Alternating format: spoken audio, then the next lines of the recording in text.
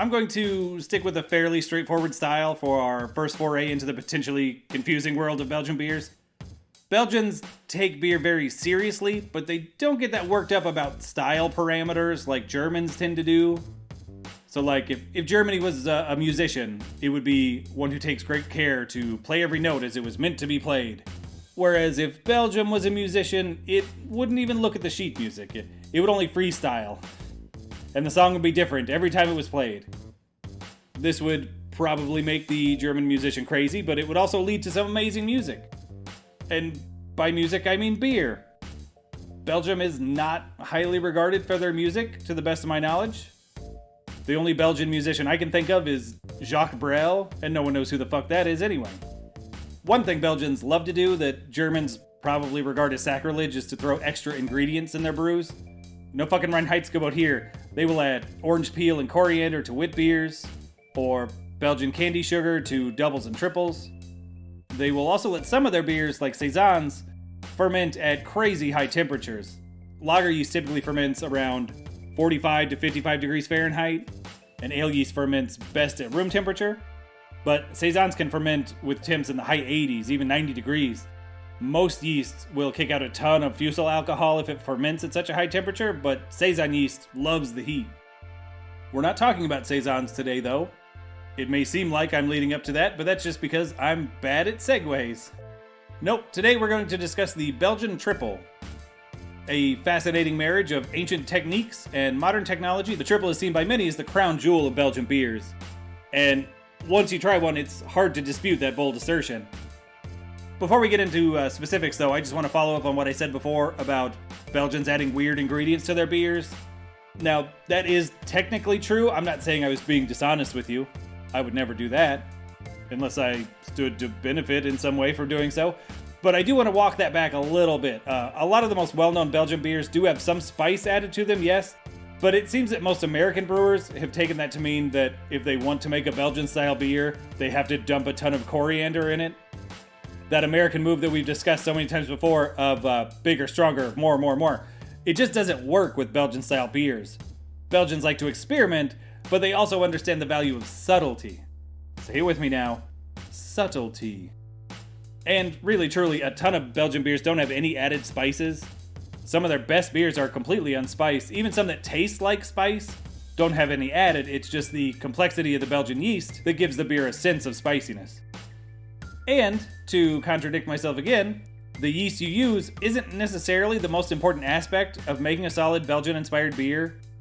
It depends on the style you're going for, but really, it's about the ingredients you use and the process you follow.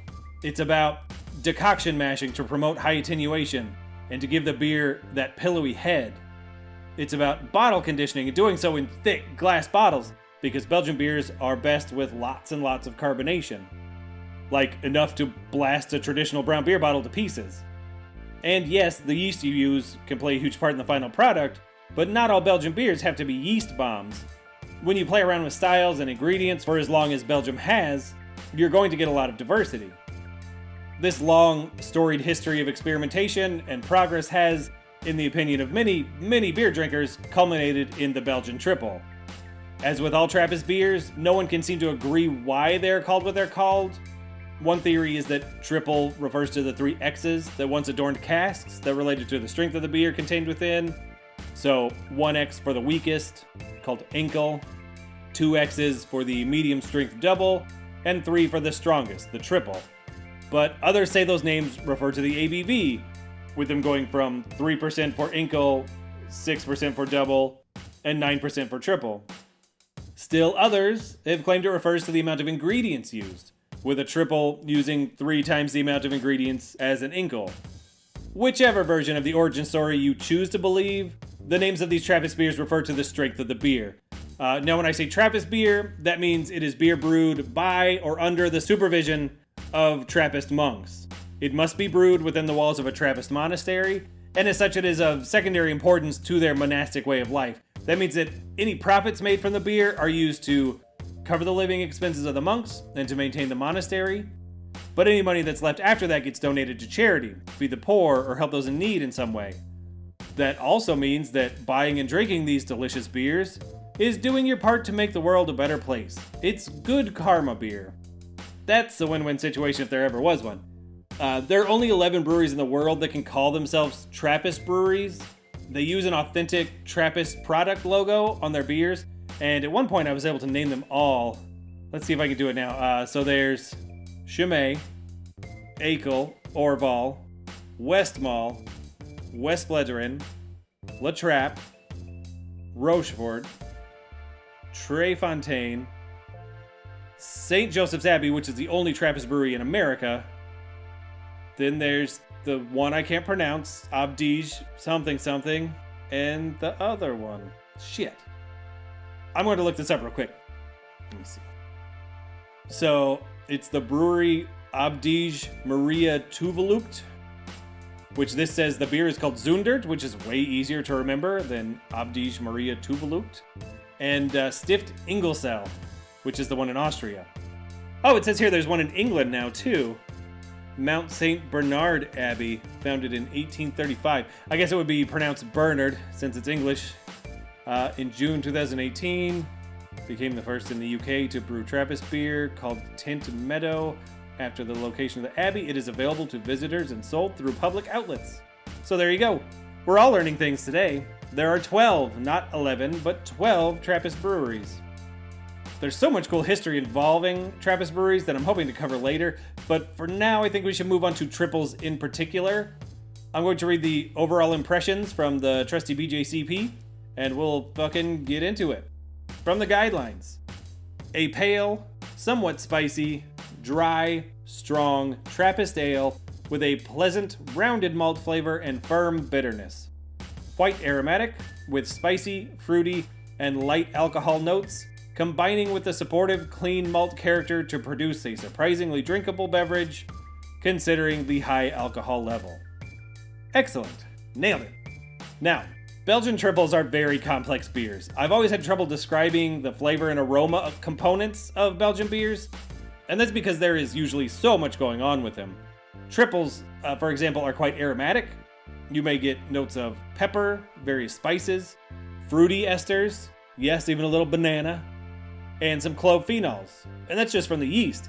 You should also detect some floral hoppiness, almost like perfume in some cases.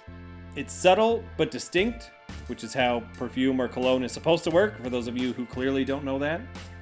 You may get a hint of alcohol in the nose, but it shouldn't really come through in the flavor. Any detectable alcohol should be soft, not intense, and the malt character will typically be light and soft as well, slightly grainy, often with a touch of honey note. That's a lot to smell, lots of smells going on. But the best examples of the style will marry these elements together seamlessly. That harmony is the result of a careful balancing act on the part of the brewer, and it is not an easy achievement. Everything has to work together, not fight for your attention. When it works, it really is a thing of beauty. And it's this subtle interplay between the yeast, the hops, the malt, the alcohol, and the carbonation that makes the beer really sing. Also, quite striking is the triple's appearance. It ranges from a deep yellow to deep gold in color. Triples are really beautiful in the glass. They have good clarity too. They are effervescent with a long-lasting white head that can be creamy or rocky. As it dissipates, the head should leave the characteristic Belgian lacing down the side of the glass. I think as far as glassware goes, a goblet or a stem tulip is best. They are designed to retain the beer's head, and they will allow the beer to warm slowly, which is ideal for such complex beers. A lot of times, the glass you pour your beer into is not that big of a deal. The same goes for wine. If you're just drinking for fun, for the joy of getting a buzz on, then it makes no difference what kind of drinking vessel you use. I personally like to drink my wine out of a coffee mug. The wine I drink tends to cost around $10 a bottle, so it's not fancy enough to bother with a proper wine glass. Beer I will typically drink right out of the can. But there are plenty of times when the proper glassware will make a massive difference in how your drink tastes. Belgian triples are a perfect example. If you drink it from a stem tulip glass, you will get excellent head retention because the outward-facing bit above the taper will help hold in that fluffy white head. And the taper itself will concentrate all those complex aromas and send them right up your nostrils.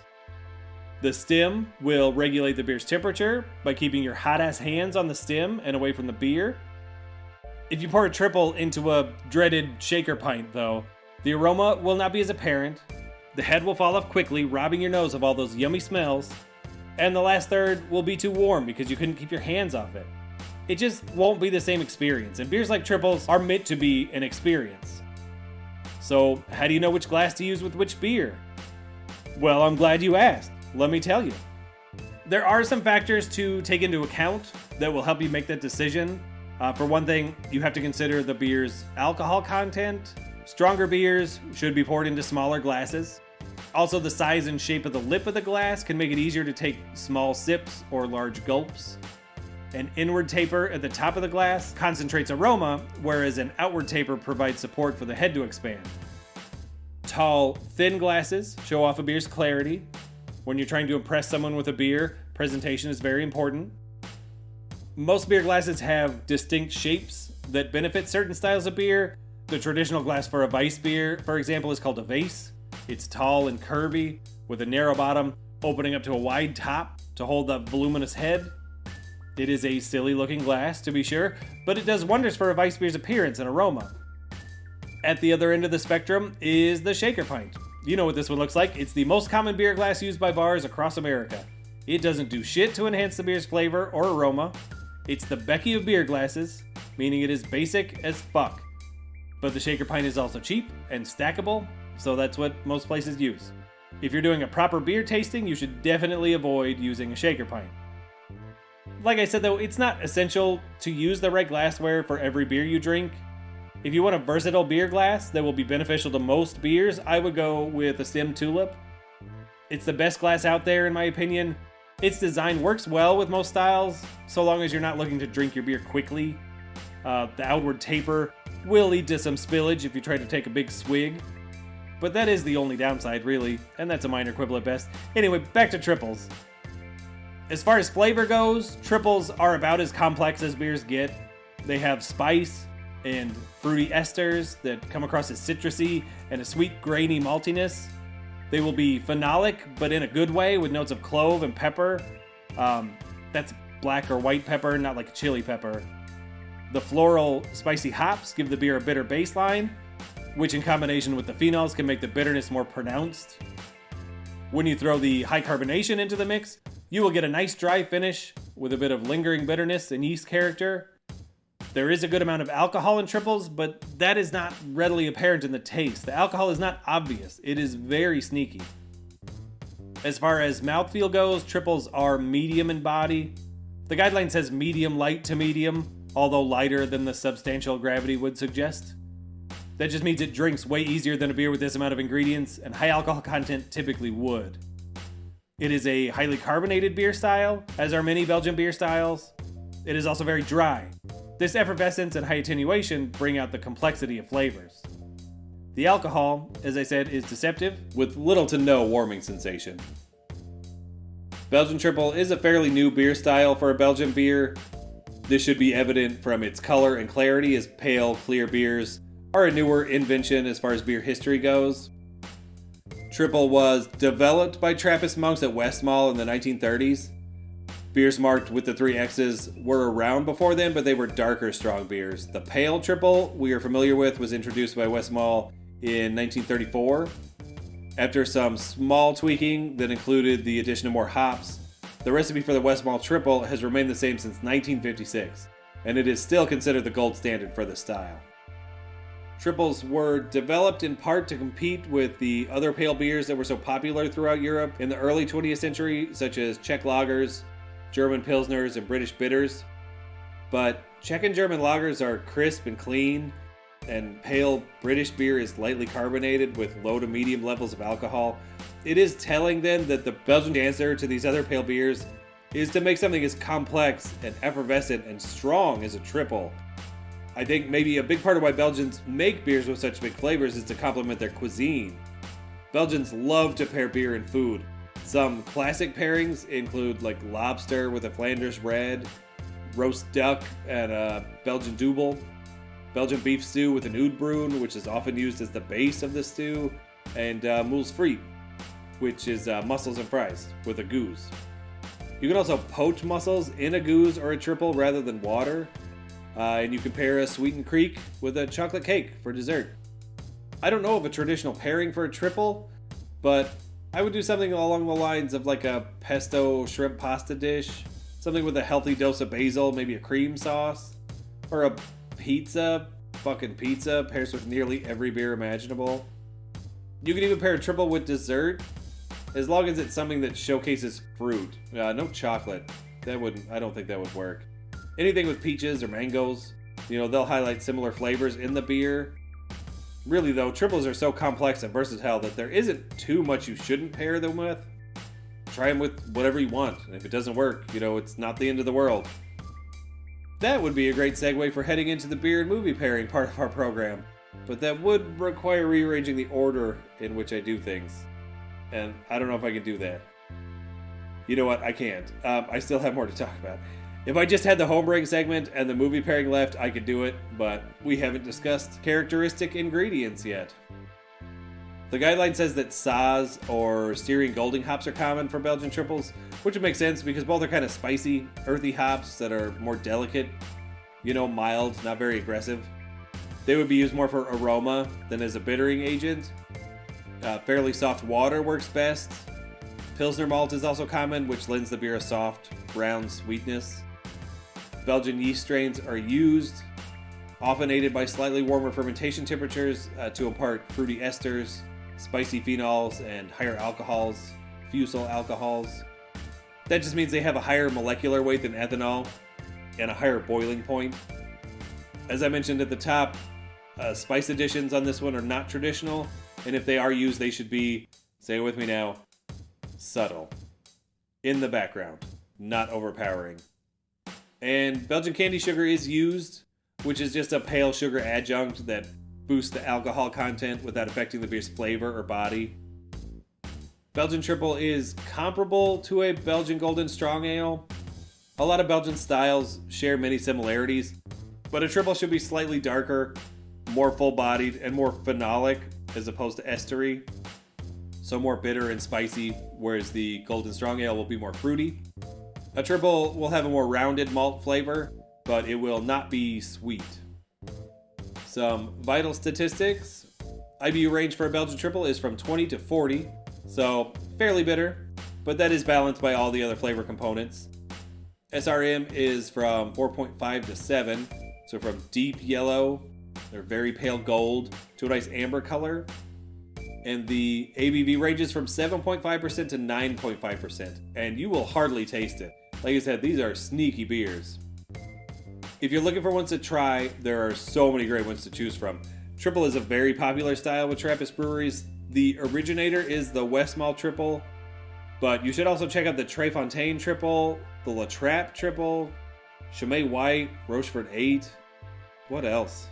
Triple Carmelite is also very good. It's kind of a different take on the style. It uses wheat, oats, and barley in the mash. My introduction to the style was Unibrew's La Fin du Monde, which is absolute perfection in a glass. And Golden Monkey from Victory Brewing out of Pennsylvania is a solid American example of the style. We'll see what our buddy Thomas has to say about the Belgian Triple. See if he has any good homebrewing tips on this one. It's not an easy style to brew. There are lots of things to take into account on this one. We'll see if he has some good tips for us. Let's take a break, and then we'll get into it. Sit tight.